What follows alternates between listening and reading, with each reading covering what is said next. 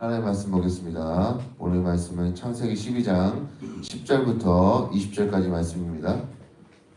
창세기 12장 10절부터 20절까지 말씀입니다. 저와 같은 성경이면 구약성경 15면이 되겠습니다. 여러분, 어제는 하나님께서 아브라함을 부르셔서 떠나라고 하셨죠. 그리고 아브라함은 하나님의 말씀에 순종하여서 그 믿음으로 나아갔습니다. 그렇게 믿음으로 하나님 말씀에 따라 하나님 약속하신 가나안으로 들어갔을 때 그 세겜에 이르러서 아브라함이 어떻게 했죠? 하나님께 이렇게 말씀을 들었죠. 내가 너의 자손에게 이 땅을 주겠다라고 말씀을 받습니다. 그때 그렇게 말씀받은 아브라함은 하나님 복음 주겠다는 그 말씀을 받고 아브라함은 기쁨으로 또한 감사를 하나님께 예배를 드립니다. 그러면서 이곳저곳 다니면서 하나님께 예배드리고 그리고서 점점 남방으로 옮겨가게 되죠. 이것이 어제의 말씀에 주된 내용이었습니다. 자, 이어서 계속 이제 이번 주에 창세기에서 보는데 오늘 이어서 말씀을 보도록 하겠습니다. 자, 오늘 말씀은 이제 그 가나안 땅에 무슨 일이 일어났어요? 기근이 일어났어요. 아브라함은 그것을 피해서 이 이집트 땅 애굽으로 내려갑니다. 이제 내려가면서 겪게 되는 일이에요. 자, 여러분, 오늘 말씀 통해서 이 살펴볼 것은 그렇게 내려갔을 때 겪게 되는, 그러니까 우리에게 특별히 인간의 연약함과 동시에 그 연약함 속에서 하나님의 변함없는 이 사랑과 은혜에 대해서 오늘 함께 나눠보려고 합니다. 이 하나님의 부르심을 받아서 이 가나안 땅에 정착한 이 아브라함에게 큰 시련이 찾아옵니다. 그래서 뭐냐면 말씀을 통해서 보게 되면 가나안의 극심한 기근입니다. 이 아브라함이 처음으로 믿음으로 나아갔어요. 근데 이 아브라함에게 위기가 찾아옵니다. 아브라함은 하나님만 믿고 따라왔어요. 이제 모든 것이 이제 잘 풀릴 거라는 생각이 아마 이 아브라함에게 있었을 것입니다. 그런데 아브라함이 하나님이 가라고 하신 그 가나안 땅에 어떻게 해요? 극심한 기근이 시작하자마자 찾아옵니다. 그러니까 결국 이 아브라함이 생각한 대로 아마 마음속에 이제 하나님이 가라고 하니까 잘 될 거야. 잘 되겠지? 라고 생각했을 것인데 그렇게 되지 않았죠. 그래서 어떻게 했어요? 아브라함은 가나안을 버리고 어디로 갔어요? 애굽으로 내려갔습니다. 그렇다 아브라함은 왜 애굽으로 내려갔을까요? 아브라함이 이 자신의 생존 문제, 그 위협을 받기 때문이에요. 그 생존 문제는 애굽으로 들어가면 이 아리따운 아내 때문에 이 자신이 죽게 된다고 말씀에 기록되어 있습니다. 12절이에요. 애굽 사람이 그대를 볼 때에 이르기를 이는 그의 아내라여 나는 죽이고 그는 살리라고 이렇게 말씀에 기록되어 있습니다. 그래서 이 아브라함의 해결책이 뭐였어요? 나의 아내를 누이라고 말한 것입니다. 그렇게 한다면 오늘 본 말씀 창세기 12장 13절 후반절에 보면 내가 그대로 말미암아 안전하고 내 목숨이 그대로 말미암아 보존되리라 하니라 라고 말합니다. 그러니까 이 아내의 아름다움을 이용해서 이 아브라함은 자신의 이 생존 문제를 해결하려고 한 것입니다. 그러니까 조금 심하게 이야기하면 아브라함은 자신의 이 생존 문제를 아내를 희생시키면서까지 해결하려고 했던 것입니다. 그러니까 어떻게 보면 이기적인 그 행동이 보인 것이죠. 근데 여러분 보면 문제가 생겨요. 왜냐하면 결혼하기 위해서 누군가 허락을 구하지 않아도 되는 애굽의 한 남자가 사례에게 접근합니다. 누구죠? 그 사람은 애굽의 왕 바로입니다. 그래서 바로가 사례를 얻기 위해서 아브라함을 어떻게 해요? 후대하기 시작합니다. 여기서 후대라는 것은 잘 접대해 주는 거예요. 자, 12장 16절에 보면 이에 바로가 그런 말미암아 아브라함은 후대함으로 아브라함이 양과 소와 노비와 암수 나귀와 낙타를 얻었더라. 그러니까 아내를 통해서 얻고자 하는 거 다 얻어버렸어. 바로가 사례를 보고서 아브라함을 잘 접대해 주었습니다. 그리고 아브라함은 뭐였어요? 양도 얻고 소도 얻고 암나귀 수나귀도 얻고 남녀 종 낙타까지 다 얻었어요. 그러니까 바로가 이 아브라함에게 선물을 줬어요. 바로가 이렇게 한 것이 무엇이에요? 결국에는 바로가 사례와 결혼하기 위해서 준 것입니다. 근데 이 결혼 일로 인해서 10절에 하나님께서 아브라함의 이 아내의 살해의 일로써 바로와 그 집안에 무서운 재앙을 내리셔요. 이 결과는 결국 아브라함의 이 죄 때문에 바로의 집에 하나님의 심판이 임하였습니다. 특별히 하나님이 기억하시는 아브라함의 죄, 뭔가요? 살해의 이 일입니다. 그러나 그럼에도 불구하고 하나님은 이 아브라함의 실수, 이 죄에도 하나님은 아브라함을 버리지 않으셨어요. 하나님은 바로와 그의 집에 재앙을 내리심으로 이 살해를 보호하셨습니다. 그리고 이 바로는 그 사례가 이 아브라함과 부부고 한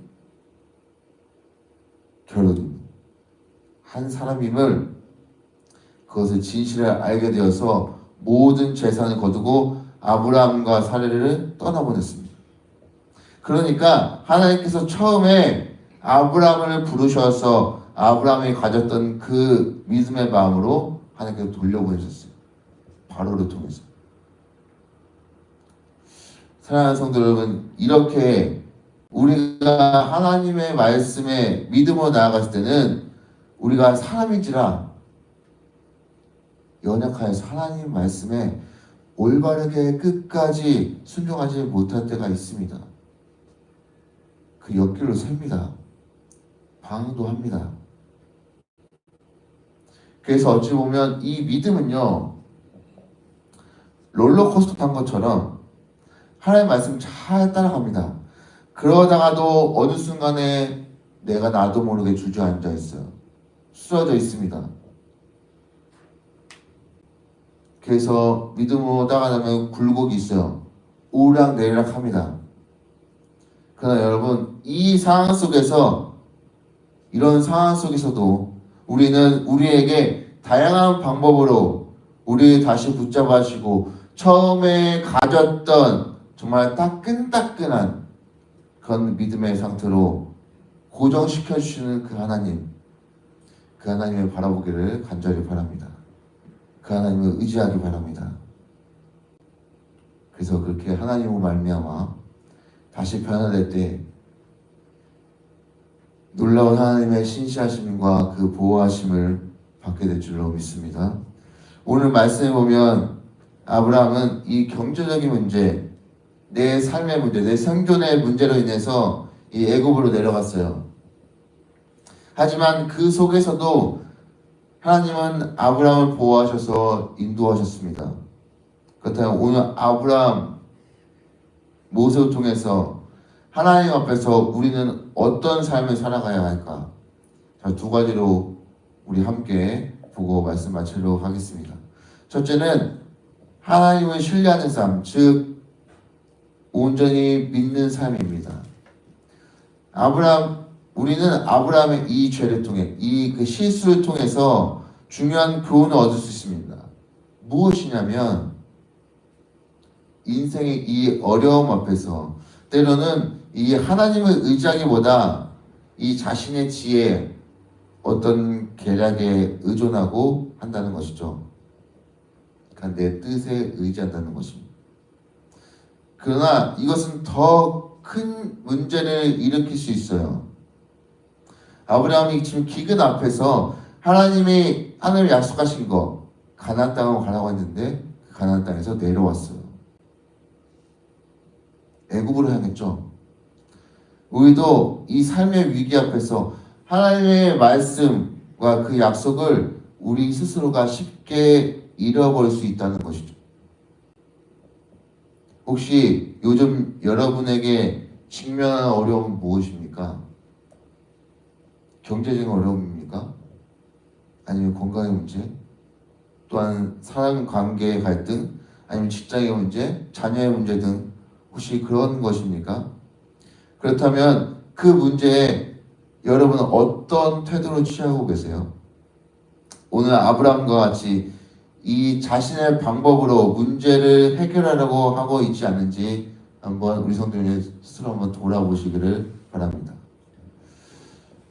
그러나 여러분, 우리는 하나님의 자녀이고 또한 그리스도인으로서 예수 그리스도를 나의 구주로 모시고 살아가는 사람들 아닙니까? 그렇다면 우리 문제를 해결할 수도 있어요. 그러나 먼저 우선순위, 우리가 그 문제에 직면했을 때 하나님의 말씀을 온전히 믿고 신뢰하면서 그분의 인도하심을 구해야 할 것입니다.